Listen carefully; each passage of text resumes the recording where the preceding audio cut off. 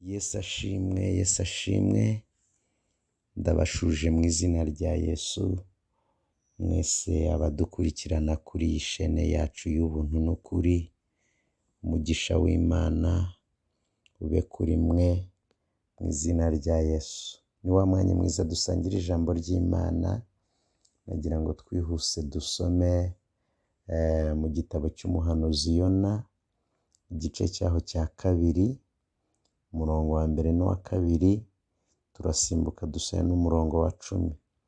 Muri Bibiliya zimwe na zimwe ni umurongo wa kabiri n'uwa gatatu, ubwo n'uwa 11. Rero reka dusome. Aravuga, umutwe w'amagambo uravuga ngo Yona asengera mu nda y'urufi, Imana imwumvira. Maze Yona asengera Uwiteka Imana ye mu nda y'urufi, ati, nagize ibyago ntakiri Uwiteka aransubiza. Nahamagariye mu nda y'ikuzimu, umva ijwi ryanjye. Umurongo wa 11 uravuga ngo, nuko Uwiteka ategeka urufi ruruka Yona imusozi. Amen, amen. Izi ni inkuru za Yona nifuje ko tuganiraho gatoya. Yona ni umuntu wagenderewe n'Imana, yari umuhanuzi w'Imana. Imana iramutuma, iramubwira ngo najya ahantu bita Ninewi, ababwire ko ibyaha byabo byabaye byinshi, kandi ko nibaramuka batihannye, nyuma y'iminsi 40 Uwiteka azarimbura uwo murwa. Hanyuma kubera ko abantu b'i Ninewi bari abanzi ba mbere b'Abisirayeli muri icyo gihe, bamwe banavuga ko hari n'abantu ba Yona bwite, uretse no kuba umwisirayeli, hari n'abantu bo mu muryango we bari barapfiriye i Ninewi, kuko abantu b'i Ninewi bari abagome cyane kandi bari batunze, ariko ari abagome ku buryo wajyaga guhahira yari umwisirayeli atarokokaga, babagiraga nabi. Nuko Yona yanga kugirira impuhwe abanzi be, abitekereza mu buryo bw'umubiri, ntiyajyayo. Atagiyeyo, Bibiliya iravuga ngo aho kugira ngo ajye i Ninewi, ngo aragenda ngo ashaka ubwato, ajya ku bwato, afata ubwato bujya ahantu hitwa i Tarushishi. Ajya mu bwato hasi ariryamira arasinzira, ariko asinzira ahunze Imana. Ari aho mu bwato rero, ngo haza umuyaga mwinshi ubabuza kugenda, utangira ubwato, bananirwa gukomeza urugendo, bagerageza no gukuramo ibintu ngo kugira ngo babworohereze, ariko ibyo byose ntibyatumye umuyaga ugabanuka, kuko icyari giteje umuyaga yari Yona kandi yari akiri mu bwato. Nibwo bavuze ngo umuntu wese wo muri basenga Imana ye, hanyuma barebe ko Imana yabatabara. Barasenga ariko ntihagire igihinduka. Umukapiteni umwe rero agiye hasi mu bwato, mu cyumba cyo hasi, ngo asangamo umugabo usinziriye witwa Yona. Amubaza uwo ari we, amubaza ikimugenza, amubaza ubwoko bwe, amubaza Imana asenga. Yona arisobanura, mubwira ko ari umuheburayo wubaha Uwiteka Imana ya Isirayeli, hanyuma arivuga byose. Barangije bajya inama, aravuga ngo reka bafinde ubufindo, barebe umuntu wabateje ibibazo. Barabibonaga ko byanga bikunda hari ikibazo kandi kiri ku muntu runaka, kuko barabibonaga ko atari ibibazo bisanzwe, atari umuyaga usanzwe, hari umuyaga ufite imbaraga ziri inyuma yabo. Nuko rero ubufindo buza kugwa kuri Yona, bagerageza kumugira impuhwe kuko baramaje ngo tukugiriye dute. Arababwira ati nimunjugunye mu nyanja nibwo ibaturiza. Bagerageza kumugira impuhwe ngo bamurokore, bashaka gusubira inyuma iyo bavaga, ariko biranga, kugeza igihe babonye nta mahitamo yandi bafite, baremera bafata Yona bamujugunya mu nyanja. Rero akigeramo ngo habonetse urufi runini ruramumira. Rumaze kumumira, Bibiliya igaragaza ko yamaze iminsi 3 n'amajoro 3 mu nda y'urufi. Hanyuma iyo minsi 3 n'amajoro 3 bifite icyo bisobanura mu buryo bw'umwuka. Ni n'igishushanyo cya Yesu Kristo uburyo ki yagombaga kumara iminsi 3 n'amajoro 3 mu nda y'isi. Hanyuma rero bishobora no kuba igishushanyo cyacu ukuntu tugomba gupfana na Kristo tukazukana nawe. Nacyo gituma Yona nawe buriya ubundi mu buryo bw'umwuka yavuye mu nda y'urufi nk'umuzuki, ntabwo yavuye mu nda y'urufi nka Yona wari ugiyemo, yavuye mu nda y'urufi azutse ari uwundi muntu mushya. Nk'uko natwe iyo twinjiye muri Yesu Kristo dupfana nawe tukazukana nawe. Imana ishimwe cyane.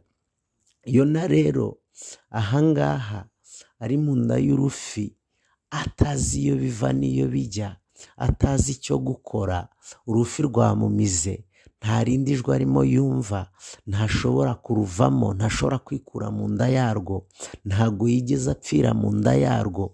Umuntu umwe mu bakora komanteri yarantangaje komanteri yakoze, yaravuze ngo ikintu gitangaje si ukumirwa n'ifi kwa Yona, yaravuze ngo ahubwo ikintu gitangaje ni iyi fi yamize umuntu cyangwa yabonye ikirya, ngo ariko ntihabe ibisanzwe bita igogora, rya gogora ry'ibiryo rigenda amara agakora akazi kayo n'igifu byose, hanyuma ibyo kurya bimwe bikajya gutunga umubiri ibindi bikaza gusohoka, nicyo bita igogora mu Kinyarwanda. Rero Yona ngo ntibyigeze bibaho, yasigaye ari muzima. Ni ukuvuga ngo n'iyi fi nayo yahuye n'ibibazo, yo yabonye ikirya ariko ikirya cyakomeje kuba kizima mu nda yayo. Ibyo rero ni ikintu cyantangaje cyane. Nabonye ukuntu umugambi w'Imana ushobora no guhindura sisiteme z'ibintu. Amara adashobora gukora akazi kayo n'igifu, sinzi mu nda y'ifi ko naho habamo ibifu n'ibyo byose, ariko uko bisa kose nayo ibintu iriye ntabwo bishobora gukomeza kuba bizima mu nda yayo. Rero Imana, umugambi w'Imana ushobora guhindura sisiteme y'igogora. Niba wahindura sisiteme y'igogora, wahindura na sisiteme y'isi, wahindura na klima. Mu gihe cy'izuba hakagwa imvura, mu gihe cy'imvura hakagwa izuba. Umugambi w'Imana wigeze gutuma Yosuwa ahagarika izuba kugira ngo abanze arwane n'abanzi be. Umugambi w'Imana ku buzima bwawe ni munini kandi ufite ikiguzi kinini cyane, ku buryo wahindura na sisiteme y'igihugu ubamo, wahindura na klima yacyo. Nagira ngo rero ikintu urwana nacyo, urwane no kugira ngo uve mu migambi y'abantu n'iyawe bwite, winjire mu mugambi w'Imana. Imana ishimwe cyane. Hanyuma rero Yona natangajwe n'isengesho yasenze hano mu gice cya 2 nk'uko mwahasomye. Bibiliya yavuze ngo nuko Yona asengera Uwiteka Imana mu nda y'urufi. Ariko umva ukuntu yasenze ku murongo wa mbere, ati nagize ibyago ntakiri Uwiteka aransubiza. Njyewe nagize ibyago, ariko muri ibyo byanjye natakiye Uwiteka aransubiza. Uyu muntu urimo kuvuga ko yashubijwe ni umuntu umaze iminsi 3 adafite icyerekezo, atazi iyo biva n'iyo bijya, atabona umucyo, nta kintu cyose, atarya, nta muntu umuvugisha, nta muntu umugeraho, nta kintu na kimwe umuntu muzima ashobora kuba afite cyangwa abona. Ariko arimo aravuga ngo yatakiye Uwiteka kandi Uwiteka yaramushubije. Imana ishimwe cyane. Aravuga ngo yahamagariye mu nda y'ikuzimu, Uwiteka yumva ijwi rye. Imana ishimwe cyane. Nagira ngo mvuge iri sengero. Iri sengesho ni isengesho ry'umuntu wapfanye na Kristo akazukana na Kristo. Iri ni isengesho ry'umuntu uzi Imana. Iri ntabwo ari isengesho ry'umuntu utari waba ikiremwa gishya. Iri ntabwo ari isengesho ry'umuntu utaravuka ubwa kabiri. Iri ni isengesho ry'umuntu wavutse ubwa kabiri. Arimo arashima ibintu byose, arimo arabivuga nk'ibyarangiye. Kubera icyo abivuga nk'ibyarangiye, nusoma mu Befeso igice cya 1 n'umurongo wa 3 avuga iri jambo. Aravuga ngo Imana y'umwami wacu Yesu Kristo niyo na se ishimwe, kuko yaduhereye muri Kristo imigisha yose y'umwuka yo mu ijuru. Ni ukuvuga ngo Imana yamaze gutanga imigisha yose yose yose y'umwuka. Umuntu rero wavutse ubwa kabiri, umuntu wapfanye na Kristo akazukana na Kristo, niwe muntu ugira access ku isi y'umwuka. Iyo umuntu yagize access ku isi y'umwuka rero asenga nk'umuntu wahawe umugisha. Ntago asenga nk'umuntu usaba umugisha, ahubwo asenga nk'uwawuhawe.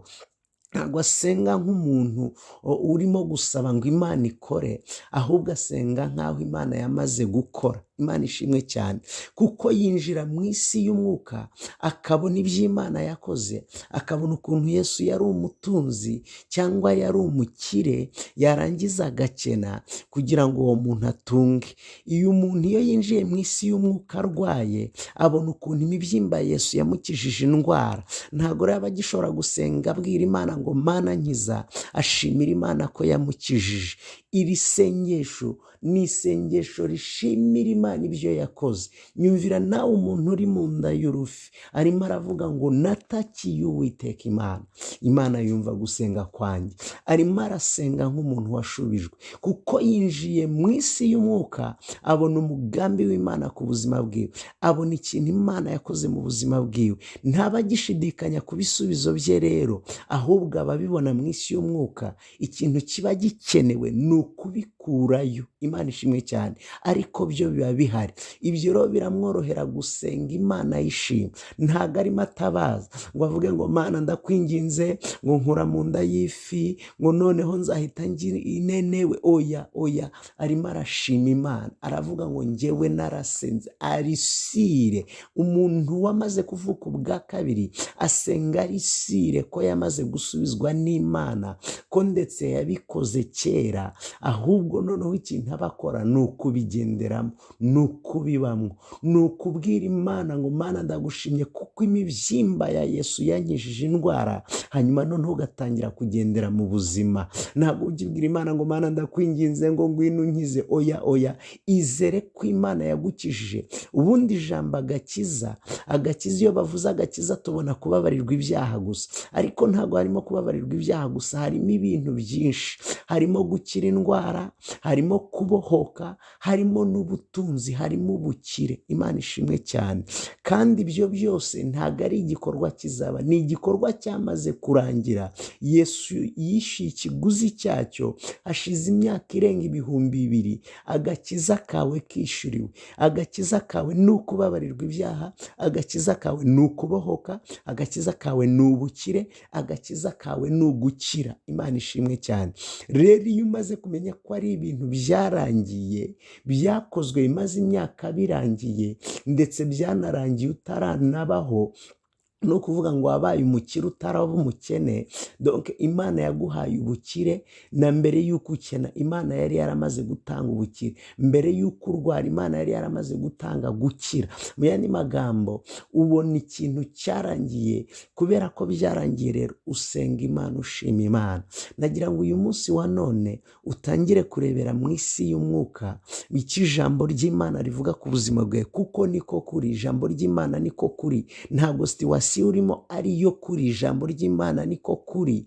Hanyuma numara kubona ibintu nk'uko ijambo ry'Imana ribivuga, ntabwo uri bwongere kuvuza induru, ntabwo uri bwongere kurira. Uraza gusenga ushima Imana ku byo yakoze, hanyuma utangire no kubigenderamo. Utoze umubiri wawe, utoze ubugingo bwawe, utoze umutima wawe kugendera mu migisha Imana yatanze. Hanyuma yo namaze gusenga amagambo ayo gushima Imana, abwira Imana ibintu nk'ibyarangiye. Bibiliya iravuga ngo ni uko Uwiteka Imana ategeka rwa rufi ngo ruragenda ruruka Yona imusozi. Nagira ngo nkubwire ngo rebesha amaso y'umwuka, utangire kubona ibintu Imana yakoze mu buzima bwawe, kandi nturebe ibyo yakoze gusa mu buryo bw'umubiri, kuko iyo tuvuze iki ngiki utangira kureba ukuntu, ukibuka ukuntu ubundi wigeze kurwarira gukiza, ukuntu n'ubundi wigeze kugira ideni karyishyura, ukibuka ukuntu n'ubundi bigeze kukubeshyera ariko ikakuvuganira. Nagira ngo noneho nturebe ibyo byamaze kuba mu buryo bw'umubiri,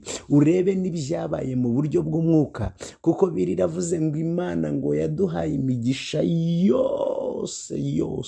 yose, ariko ibyo ngo byabaye mu buryo bw'umwuka. Abefeso 1:3 avuga ngo Imana y'umwami wacu Yesu Kristo niyo na se ishimwe, kuko yaduhereye muri Kristo imigisha yose y'umwuka. Haleluya, Imana ishimwe cyane. Tangira kwibona rero nk'ibintu byabaye, hanyuma utangire gushima Imana. Ushima Imana kuko yagukijije indwara. Witinya, kanseri zirakira, sida zirakira, diyabete zirakira. Shima Imana ko yagukijije diyabete, shima Imana ko yagukijije umutima, shima Imana ko yagukijije igifu, shima Imana ko yagukijije. Yesu yaragukije igihe yapfaga, igihe yakubitwaga, yishyuriye indwara zawe. Icyo ni ikiguzi cyamaze kwishyurwa, cyishyuwe kera. Shima Imana ko yagukijije, hanyuma wakire gukira, ugendere mu gukira. Shima Imana ko yagutungishije, shima Imana, tangira ushima Imana. Hanyuma rero mu gushima Imana kwawe, ndimo ndumva Imana itegeka urufi kukuruka, ndumva itegeka indwara kuruka, ndumva itegeka ubukene kuruka, ndumva itegeka amadeni kuruka, ndumva itegeka ibibazo, ndumva itegeka situwasiyo kukurekura. Situwasiyo yose wari umazemo igihe yari yaragufashe, mu gushima Imana kwawe uvuga ibyo yamaze kugukorera mu buryo bw'umwuka, mu buryo bw'umwuka, mu buryo bw'umwuka. Imana irimo irategeka iyo situwasiyo kugira ngo iruke. Nta kintu kitaruka, ubukene buraruka. Niba ifi yararutse, ifi niba yaragize isesemi ikaruka, reka nawe ubukene ubutera isesemi, reka nawe indwara zumve zigize isesemi, zivuge ngo no, uyu ntabwo ashobora kuguma mu nda yacu. Indwara ikuruke, yitera isesemi, itera ubukene isesemi, ubukene bukureba wumve isesemi, bwumve ntibushobora kubana nawe, ntushobora kuguma mu nda yabo, buhite bukuruka, buvuge ngo no, ahantu uyu muntu ari ntabwo dushobora kubana n'uyu muntu. Bukuruke, buguhunge, bukubekure. Ikintu cyose amadeni agira isesemi akuruke mu izina rya Yesu Kristo. Reba imigisha yose Imana yaguhaye. Imana nayo ifite ubushobozi bwo guhita ibwira situwasiyo ikaruka.